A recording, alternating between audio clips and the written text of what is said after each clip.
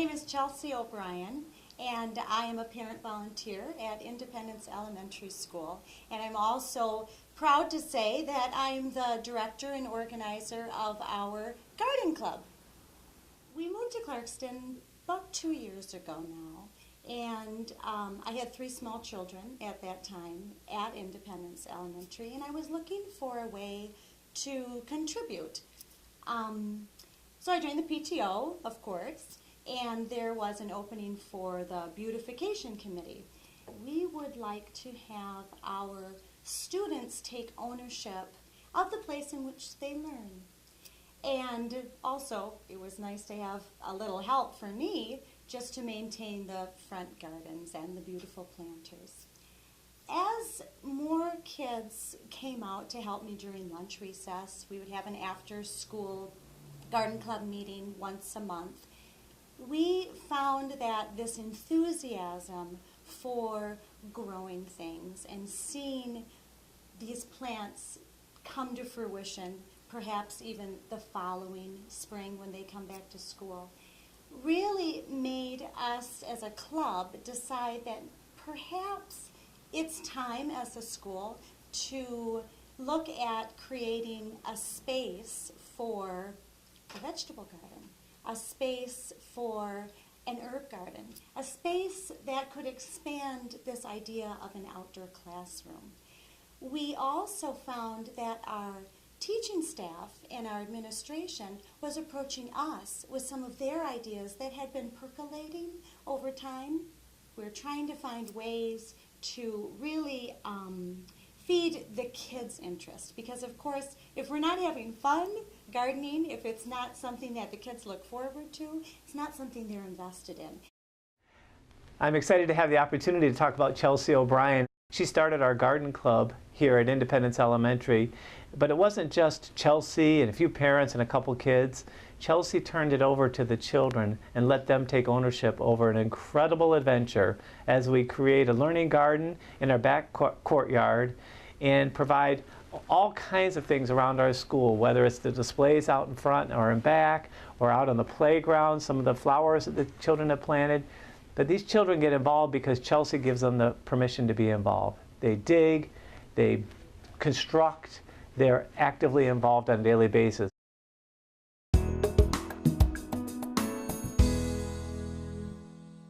We have 72 garden club members and all of their families, and I cannot overplay the role that our parents have had. Our garden club parents have really been integral to helping get some of these seeds of ideas that our kids have to really grow. So between our parent support, our wonderful administration and staff, and especially the motivation of our kids, we decided to create a learning garden. And this has been such a galvanizing force, I think, for our entire school. Hi, I'm Camila Duarte. I'm a parent volunteer at Independence Elementary. My son is a first grader, Milo Keeson, in Mrs. Bell's class, and I've been helping with the garden club at Independence Elementary to create a learning garden at the school. I watched the kids get so excited, and with such a huge number in the group, I realized that we were going to try to get them some resources in order to get 80 students really active in the garden program at the school. So I got together with some other parents and a really positive teacher, and we were able to identify some grants in order to get some of the monies that they needed to get their projects off the ground.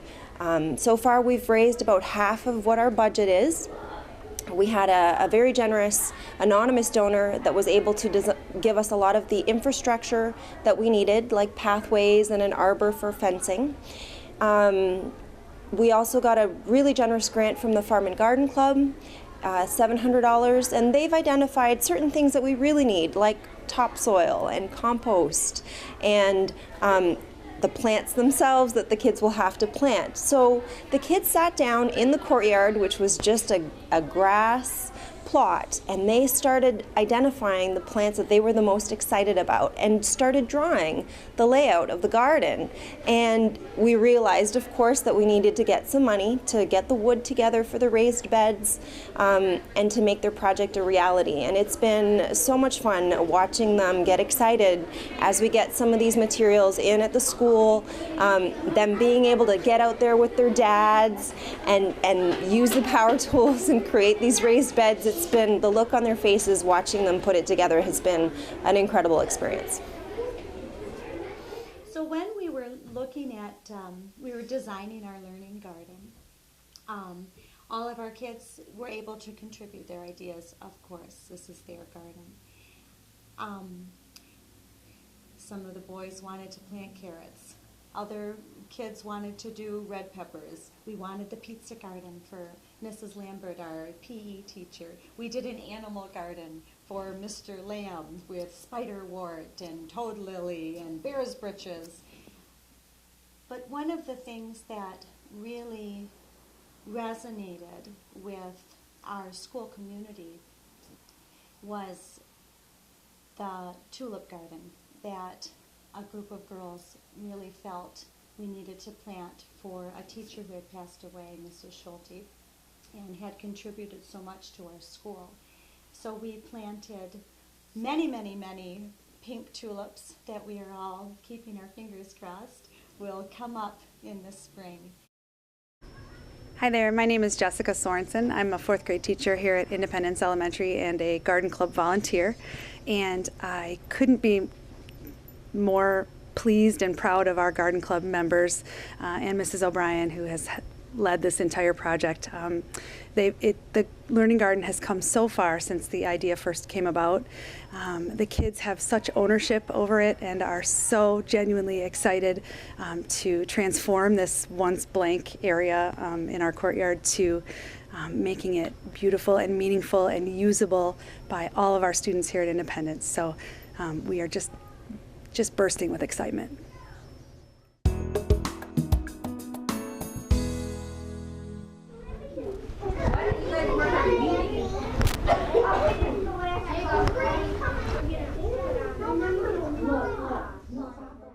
Hi, I'm Trisha Beach, and I'm here at Independence Elementary with our garden club making garden mats out of recycled t-shirts.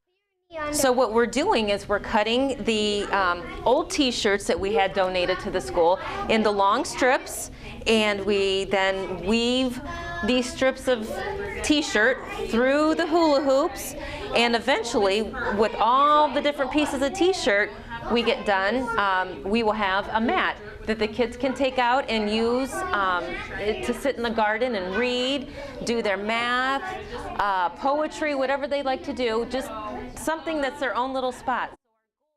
I'm Chris Hardman, and I have a 5th grade daughter here at Independence Elementary, and we're here after school today for the Independence Elementary Garden Club, and it's called Dig It.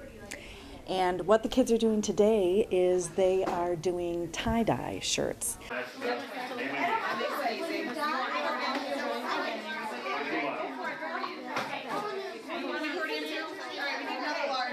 Grabbed it from the center and they spun it, and you see how it has all these circles in it?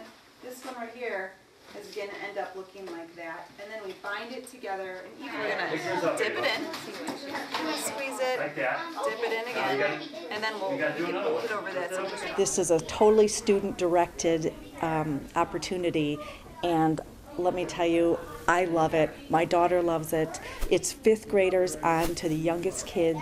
They all like to do it. We didn't know if anybody would really want to do this. It's hard work. You're gloving up. You're on your knees. They're giving up their lunch recess to come out here and work. And they do work. This is not light, fluffy, let's smell the flower kind of activity. They are moving rocks. They are digging holes. They are hauling mulch. Kids like to do a wide variety of things, and it's so fun for me to see how different actually like the boys in our garden club are and the girls in our garden club. sometimes the most fun and interesting things are just digging in the earth and seeing what's there. You know, finding the grub and finding the worm and wondering which one is helpful and which one isn't. And discovering some of these answers on our own. We were out one day with this giant pile of mulch that Mr. Turner said, yeah, you can bring that over to the learning garden, no problem. And I had a big group of 1st and 4th grade boys with their wheelbarrows and their shovels and our parent supervision. And on their own, of their own volition, they were shoveling the mulch and started to sing our garden club song. We are the garden club, dig it, it's the garden club. And if you can imagine 20 boys out on the playground with all of their peers around chanting this garden club song, they were so proud of what they were doing. They were so involved with creating something that was their own. We were working in our garden one day, and the kids were saying as they're digging and pulling, this is phenomenal. And I said, yeah, it's phenomenal, isn't it, you guys? And then we started playing with that word, phenomenal, and then somebody went, we love our garden. Phenomenal. It's just so nice. And pretty soon I started thinking, oh, this is a song. We're going to have a garden club song. So we started composing this.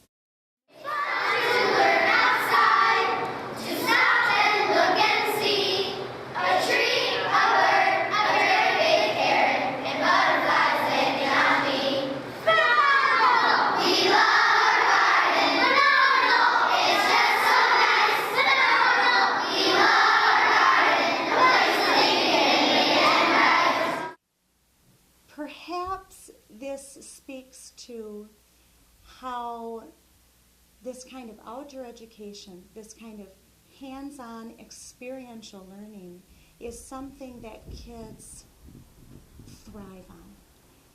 That they're learning in the classroom and applying it to real-life situations. It's relevant. And so I am so surprised and so pleased that we have this giant group of kids doing garden club, but I guess it perhaps makes sense because kids thrive on outdoor education.